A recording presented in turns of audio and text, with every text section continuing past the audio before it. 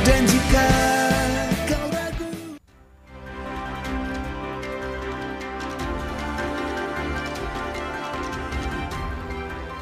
kembali lagi bersama kami di debat publik kedua pemilihan gubernur dan wakil gubernur Jawa Tengah 2024. Di sesi kedua ini, saudara, calon gubernur dari masing-masing paslon akan melakukan pendalaman visi misi dengan menjawab pertanyaan pilihan yang sudah dirancang oleh tim panelis. Kami mohon para pendukung selama debat berlangsung, dimohon kerjasamanya dan tidak melakukan provokasi selama debat berlangsung. Dalam sesi ini, saudara, porsi yang lebih besar akan diberikan kepada calon gubernur. Namun jika ada sisa waktu, maka calon wakil gubernur dari masing-masing paslon dipersilakan untuk menambahkan jawaban maupun menanggapi. Begini aturan mainnya Bapak-Bapak sekalian, di hadapan kami telah tersedia amplop pertanyaan dan calon gubernur nanti yang mendapatkan giliran akan dipersilakan mengambil bola pada fishbowl A, saya ulangi, fishbowl A yang akan merujuk pada amplop pertanyaan nantinya. Moderator akan membacakan pertanyaan dan calon gubernur akan diberikan waktu selama 3 menit untuk menjawab pertanyaan. Selanjutnya, calon gubernur lain akan memberikan tanggapan atas jawaban lawan dengan durasi 2 menit, kemudian akan ditanggapi kembali oleh calon gubernur yang menjawab selama 2 menit. Kami tegaskan kembali, bila masih ada waktu, kami persilakan pada partner Anda, calon wakil gubernur, untuk menambahkan jawaban atau tambahannya. Ditanggapi? Dipahami ya Bapak-Bapak sekalian ya? Baik, kita akan langsung mulai sesi ini dengan calon gubernur nomor urut 1. Kami persilakan. Kami persilakan untuk Silakan, calon tengah, gubernur Bapak. nomor urut 1 untuk mengambil di fishbowl fishbowl A dan diperlihatkan nomornya ke publik.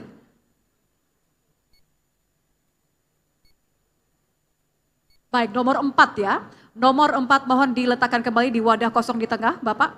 Terima kasih. Dipersilakan kembali ke podium. Paslon nomor urut 1 mendapatkan bola nomor 4. Saya akan ambil. Amplop nomor 4 masih tersegel. Ini menandakan kerahasiaan masih terjaga. Saya akan buka. Pertanyaan yang telah dirancang oleh panelis tentang investasi, perindustrian, UMKM, dan pemberdayaan desa. Mohon disimak karena saya hanya akan bacakan pertanyaan 1 kali saja tanpa diulang. Di Jawa Tengah, kesenjangan ekonomi antara pedesaan dan perkotaan masih sangat lebar. Sementara itu potensi ekonomi kreatif dan digital belum dimanfaatkan secara optimal di pedesaan. Padahal keberadaan media sosial dan platform e-commerce dapat meningkatkan pemasaran produk kreatif dari wilayah pedesaan.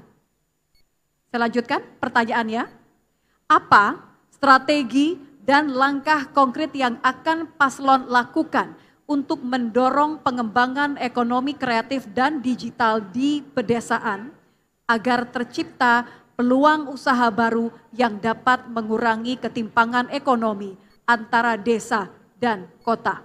Dipahami subtema dan pertanyaannya? Paslon nomor urut 1. Baik, kalau begitu kami berikan waktu untuk calon gubernur nomor urut 1 untuk menjawab pertanyaan. Waktunya 3 menit dimulai dari Anda berbicara. Silakan. Kesenjangan ini diakibatkan oleh beberapa hal. Yang pertama adalah ketersediaan koneksi internet. Khususnya di desa-desa. Catatan kami menunjukkan bahwa saat ini koneksi internet itu belum tergelar di seluruh desa. Jumlah desa di Jawa Tengah 7.810 dan masih banyak kekurangan. Kami punya komitmen untuk bisa menggelar koneksi internet ini di seluruh desa, minimal 1 titik 1 desa. Nah, berarti kita akan menyiapkan anggaran untuk memastikan seluruh desa ini bisa terkoneksi. Ada yang sudah terhubung dengan fiber optik misalnya, sehingga lebih murah, lebih mudah. Juga ada yang tercover oleh BTS, tetapi ada juga yang belum bisa menggunakan fiber optik maupun BTS. Dan ini karena teknologi saat ini sudah memungkinkan, sudah hadir, kita bisa menghadirkannya dengan menggunakan Satcom atau satelit komunikasi yang menurunkan koneksi internet. Dari sini kemudian awal dari segalanya. Yang kedua adalah bagaimana SDM masyarakat kita di desa, bahkan internet saja mungkin baru akan memahami. Belum lagi mungkin mereka apakah punya handphone atau bahkan tablet untuk bisa memanfaatkan koneksi internet. Jadi secara perlahan kita akan bangun koneksi internet, juga pelatihan-pelatihan, dan itu ada dalam program kami, agar masyarakat desa ini sedikit lebih tahu bahwa dengan menggunakan internet, mereka bisa memanfaatkan e-commerce. E-commerce yang dulu mungkin didominasi oleh perusahaan-perusahaan besar, tapi sekarang individu pun bisa memanfaatkan itu dan bisa menghasilkan atau bisa lebih produktif dibandingin masa-masa sebelumnya. Jadi SDM, kemudian penyiapan koneksi internet di seluruh wilayah, di seluruh desa, dan tentunya juga bagaimana kita men-encourage badan-badan usaha, perusahaan-perusahaan untuk bisa memanfaatkan. Karena apa? Karena kerjasama ini untuk memanfaatkan e-commerce ini kan belum tentu harus ditangani oleh satu badan usaha atau satu perusahaan saja. Mereka bisa melakukan outsourcing. Misalnya mereka bisa mendapatkan supply dari desa-desa dengan menggunakan e-commerce itu. Jadi intinya kita akan memperpendek kesenjangan itu dengan cara membuat mereka lebih aware dan lebih melek terhadap ICT. Terima kasih. Baik.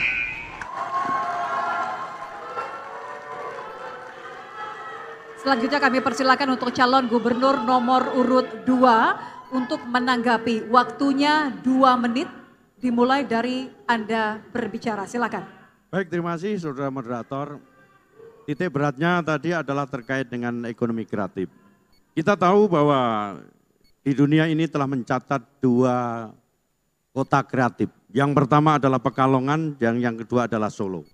Ini yang mendasari bahwa ekonomi kreatif harus kita tegaskan. Di Jawa Tengah ada 3 hal yang menurutkan terkait dengan ekonomi kreatif, yaitu kuliner, fashion, dan kriya. Oleh karena itu, untuk mengangkat ekonomi kreatif, kita berangkatnya adalah dari desa. Kemudian apa yang kita lakukan? Di Jawa Tengah generasi Z hampir 50,2%. Sehingga saya jamin anak-anak generasi Z, anak muda, saya berikan ngopeni anak muda dengan kartu zilenial. Untuk apa? Kartu ini dimanfaatkan adalah memberikan kesempatan bagi anak-anak muda kita untuk berkreatif. Dengan jalan apa? Bahwa dengan punya kartu ini, rekan-rekan zilenial bisa melakukan kursus, kemudian melakukan kegiatan yang didampingi oleh kepala dinas. Sehingga bonusnya bisa ngopi gratis dan internet gratis. Di mana dilakukan? Di seluruh kecamatan kita akan kita tempatkan rumah kreatif di masing-masing kecamatan. Dengan demikian, apabila anak-anak muda di desa kita sudah berkreatif, secara tidak langsung dia bisa menghidupkan, menciptakan lapangan kerja sendiri dan juga memberi kesempatan kepada orang lain. Kemudian yang kedua, di kecamatan itu akan kita jadikan workshop bagi anak-anak muda kita untuk melakukan kreatif dengan tidak menggantungkan kepada orang lain. Terima kasih. Waktunya masih ada, mau lanjutkan? 4 detik. Cukupkan Pak? Dicukupkan? Baik. Cukup? Oke. Baik. Terima kasih. Kami berikan kesempatan kepada calon gubernur nomor urut 1 untuk merespon tanggapan dari calon gubernur nomor urut 2. Waktunya sama 2 menit dimulai dari Anda berbicara. Silakan. Tambahan dari Mas Lutfi adalah program-program bagus dan memang dibutuhkan. Nah, kemudian memang begitu banyak sebetulnya peluang-peluang bagi desa maupun mereka-mereka yang belum mungkin terekspos kepada koneksi internet itu untuk lebih meningkatkan diri. Saya menambahkan saja bahwa kesempatan bagi mereka untuk belajar itu justru lebih banyak didapatkan dari peers atau teman-teman maupun badan-badan usaha yang peduli. Karena apa? Karena justru perusahaan-perusahaan yang sudah lebih dulu menggunakan e-commerce, kalau mereka bisa memanfaatkan potensi desa, ini akan lebih efektif lagi kemungkinannya untuk membesarkan bukan saja perusahaan mereka, tetapi juga mereka-mereka yang ada di desa yang pasti memberikan kontribusi untuk memperbesar secara bersama-sama usaha mereka bersama.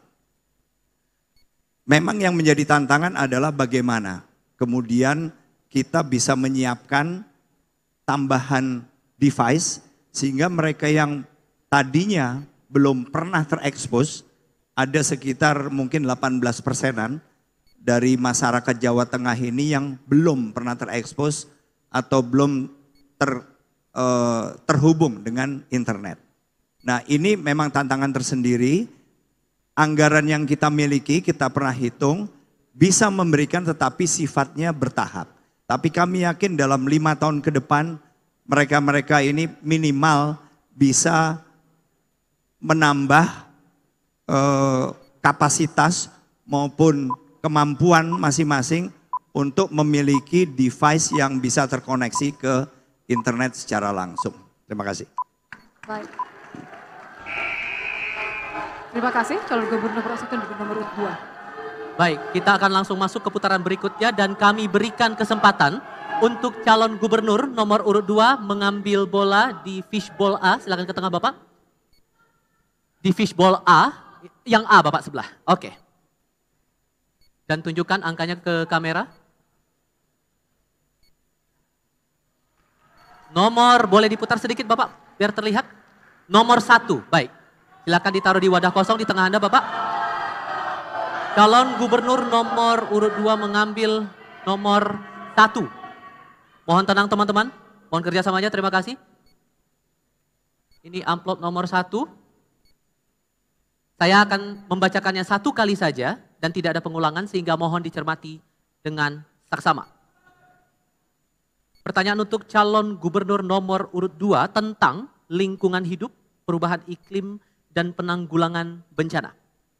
Berdasarkan data BNPB tahun 2023, jumlah bencana alam yang terjadi di Jawa Tengah relatif tinggi, yaitu tanah longsor 125 kasus, banjir 95 kasus, dan kekeringan 21 kasus. Jumlah dan jenis bencana di Jawa Tengah diperkirakan akan semakin meningkat setiap tahun. Pertanyaannya, bagaimana strategi paslon untuk memitigasi bencana alam dan tata kelola pasca bencana di wilayah Jawa Tengah? Waktu Anda menjawab 3 menit dimulai sejak Anda berbicara. Baik, terima kasih Saudara Moderator. Jawa Tengah dijuluki sebagai supermarket bencana karena sering mengalami berbagai macam bencana. Tahun 2023, Jawa Tengah merupakan salah satu dari 5 provinsi yang sering mengalami bencana alam. Oleh karena itu, untuk memitigasi hal ini yang pertama, kita akan ciptakan penanggulangan bencana secara terpadu. Apa itu? Yang pertama, kita akan menggunakan aplikasi Jateng Ngopeni. Jadi Jateng Ngopeni ini adalah merupakan sistem deteksi dini kepada masyarakat kita, baik itu yang mulai rob banjir, kemudian longsor, gunung Merapi, kita aplikasikan dalam Jateng Ngopeni sebagai perintangan dini. Kemudian yang kedua, kita lakukan rehabilitasi dan rekonstruksi pada saat pasca bencana. Untuk apa? Agar masyarakat kita recovery bahwa negara hadir untuk melaksanakan. Termasuk penataan drainase dan penanggulangan banjir yang bisa kita laksanakan. Misalnya di wilayah Semarang, misalnya di wilayah Kudus, misalnya di wilayah Demak. Termasuk kita akan ciptakan desa tangguh bencana. 1 desa, 1 tangguh bencana. Untuk apa? Mereka akan kita latih untuk memberikan efek deterren dan terbiasa untuk menghadapi bencana. Termasuk rekan-rekan sekalian, kita juga akan mendorong revitalisasi embung. Untuk apa? Untuk mengatasi adanya bahaya kekeringan yang sering menambah kita. Kemudian yang kedua, kita harus tingkatkan kemampuan sumber daya manusia. Dengan jalan apa? Mereka kita berikan pendidikan perubahan iklim dan penanggulangan bencana. Kepada siapa? Masyarakat, pelajar, dan semua yang terkait dengan bencana itu sendiri. Yang kedua, penguatan kapasitas daripada personel BPBD-nya. Berikut Satgas Targananya. Sehingga mereka mampu siap pakai kapanpun, dimanapun bencana itu berada. Yang terakhir, kita lakukan sekolah aman bencana. Untuk siapa? Bagi siswa, bagi pekerja, termasuk tenaga kesehatan. Demikian. Masih ada waktu, mau ditambahkan silakan. Silakan. Ya, saya akan menambahin sedikit bahwa kita juga butuh recovery hutan.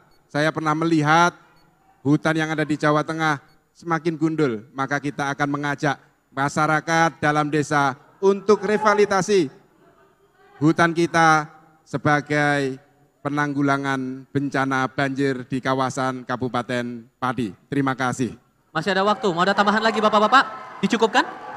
Baik, kita hentikan waktunya. Selanjutnya kami akan berikan kesempatan. Kami berikan kesempatan kepada calon gubernur nomor urut 1 untuk menanggapi jawaban calon gubernur nomor urut 2. Waktu Anda 2 menit sejak Anda berbicara. Program Mas Lutfi dengan Gus Yassin sangat baik. Saya hanya menambahkan saja bahwa bencana alam ini ada yang disebabkan oleh human. Dan itu bisa kita mitigasi dengan cara beberapa kebijakan. Misalnya turunnya permukaan tanah karena penggunaan air tanah yang berlebihan. Dan itu bisa saja terjadi misalnya di Kecamatan Sayung, Demak, di Kendal, di mana permukaan tanah ini tiap tahun turunnya bisa sampai dengan 10 sampai 12 cm. Dan ini merupakan salah satu akibat dari penggunaan air tanah yang berlebihan. Mitigasinya kita berlakukan kebijakan-kebijakan yang mengenakan pajak lebih tinggi misalnya khususnya untuk penggunaan air tanah. Sedemikian rupa sehingga yang digunakan lebih ke air permukaan. Jadi bukan air tanahnya.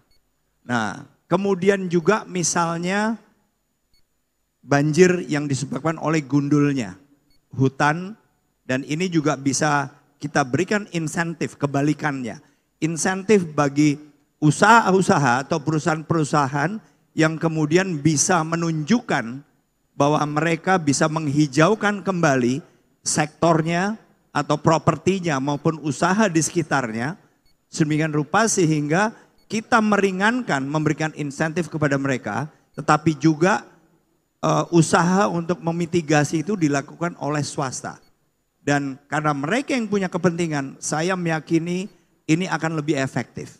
Karena biasanya usaha-usaha itu ingin berusaha dalam jangka yang cukup panjang. Baik. Giliran Cagup nomor urut 1 sudah, sekarang saya berikan kesempatan kepada Cagup nomor urut 2 memberikan respon atas tanggapan dari Cagup nomor urut 1. Waktu Anda 2 menit sejak Anda berbicara. Baik, terima kasih Mas Andika. Mungkin ini akan saya menambahkan bahwa yang paling utama terkait dengan penurunan air tanah, kita harus lakukan penegakan perda sehingga tidak ada lagi dalam pengambilan air tanah semena-mena.